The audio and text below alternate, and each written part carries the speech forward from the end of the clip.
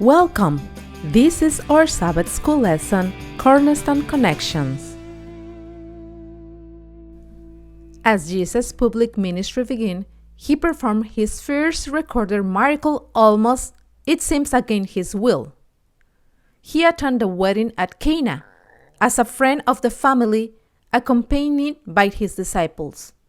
He seems to have no intention of making a public display of his power at this point, but when his mother approached him with the news that the wedding reception had run out of wine for the feast, she seems to expect he could do something about it. Jesus at first says the time wasn't right.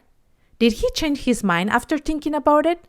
For whatever reason, he worked his first miracle at a wedding feast, blessing the joyful celebration with his power. It might seem like a frivolous reason for a miracle, but the water-to-wine miracle at Cana not only provided a dramatic, faith-building moment for Jesus' disciples and friends, it also conveyed two very important messages. First, it demonstrated, as Jesus would do again and again throughout his ministry, that he enjoyed being with people in times of fasting and celebration. Second, it illustrates Jesus' power to transform ordinary things into extraordinary, not just water to wine, but ordinary human lives into lives changed by his Spirit. Key text. This beginning of signs Jesus did in Cana of Galilee and manifest his glory, and his disciples believed in him. John 2:11.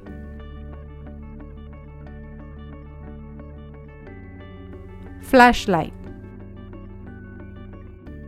Jesus did not begin his ministry by some great work before the Sanhedrin at Jerusalem.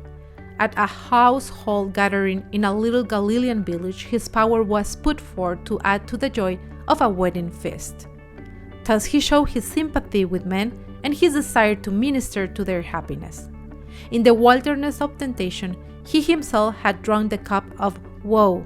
He came forth to give to men the cup of blessing by his benediction to hallow the relation of human life. The Desires of Ages, page 144.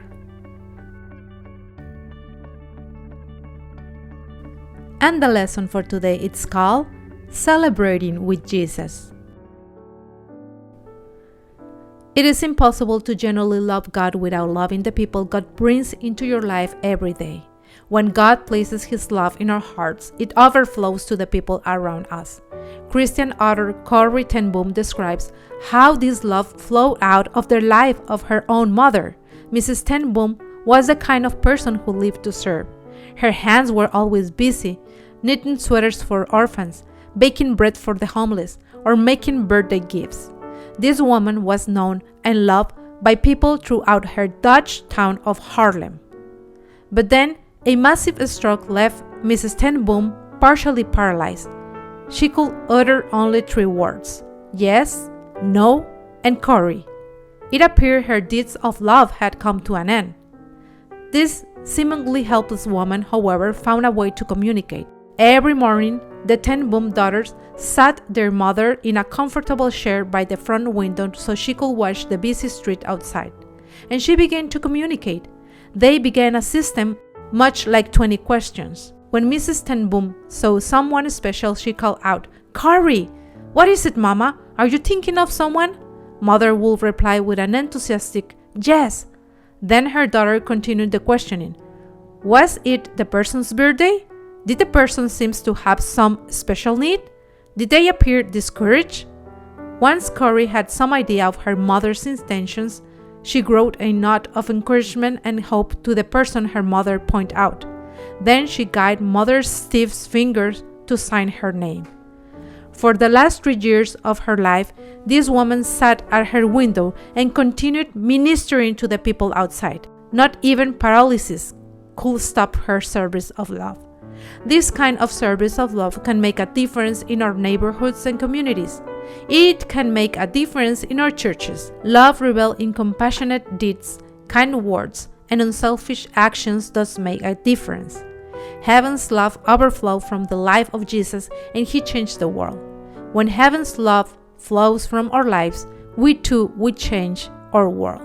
What can we do to be agents of change in our communities? Into the story. On the third day, there was a wedding in Cana of Galilee, and the mother of Jesus was there. Now, both Jesus and his disciples were invited to the wedding, and when they ran out of wine, the mother of Jesus said to him, "They have no wine." Jesus said to her, "Woman, what does your concern have to do with me? My hour has not yet come." His mother says to the servants, "Whatever he says to you, do it." Now there were set there 6 water spots of stone, according to the manner of purification of the Jews, containing 20 or 30 gallons apiece.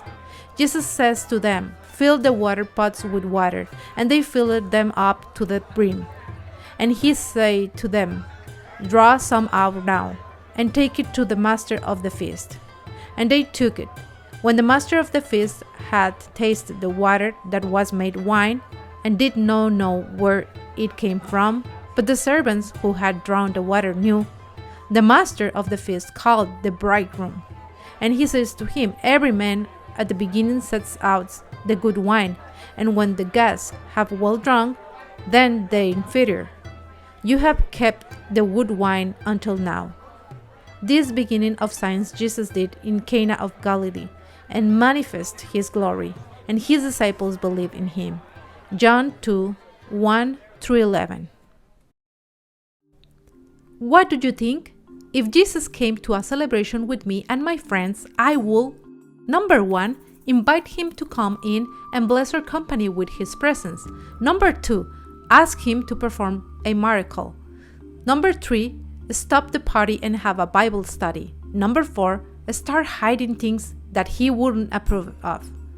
Number 5, ask questions and allow him to offer counsel. Number 6, ask him to take the lead in how he will want to spend time with us. Out of the story. Why do you think Jesus chose to perform his first miracle at our wedding? Jesus told Mary, "My hour has not yet come." What do you think he meant by this? Why did Jesus perform the miracle anyway? Why do you think Mary told the servants to do whatever Jesus told them, even though at that point Jesus had to say he wasn't going to get involved? What does this suggest about the relationship between Mary and Jesus? How did Jesus bless the institution of marriage by participating and performing his first miracle at a wedding feast? How did this miracle reveal Jesus' glory? Did you know the Sabbath and marriage are 2 of God's original gifts to the human family? They were intended to provide the joy of rest and belonging regardless of time, place, and culture. The establishment of these 2 institutions culminate God's creation on this earth. They were his finale, the best of the exceedingly good gifts he gave humanity at creation. In establishing the Sabbath, God gave human beings a time of rest and renewal, a time for fellowship with him. In forming the first family, he established the basic social unity for humanity, giving them a sense of belonging and provide them with an opportunity to develop as well-rounded persons in service to God and others. Further insight. A Jewish marriage was an impressive occasion, and its joy was not displeasing to the Son of Man. By attending this feast, Jesus honored marriage as a divine institution. In both the Old and the New Testament, the marriage relation is employed to represent the tender and sacred union that exists between Christ and his people.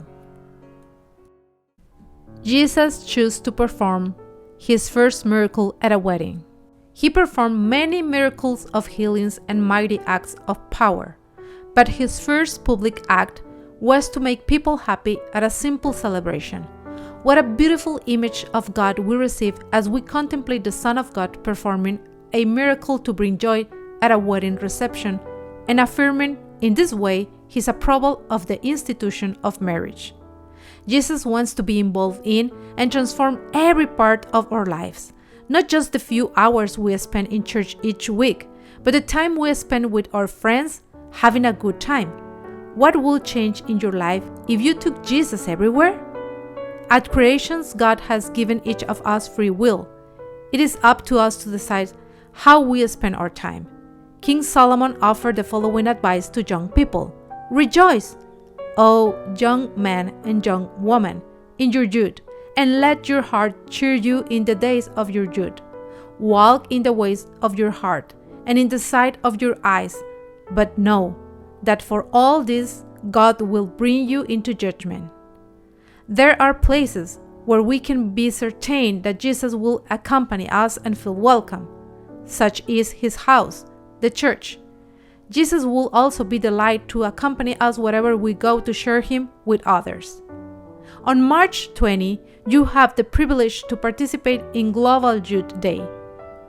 Plan to make a difference in your community for Jesus and invite him to join you with his presence. Thank you for studying the lesson with us. Reminder that you can find your Sabbath School lesson in cornerstoneconnections.net. This lesson was based on John 2, 1-11. You can also complement your Bible study by reading The Desires of Ages, chapter 15.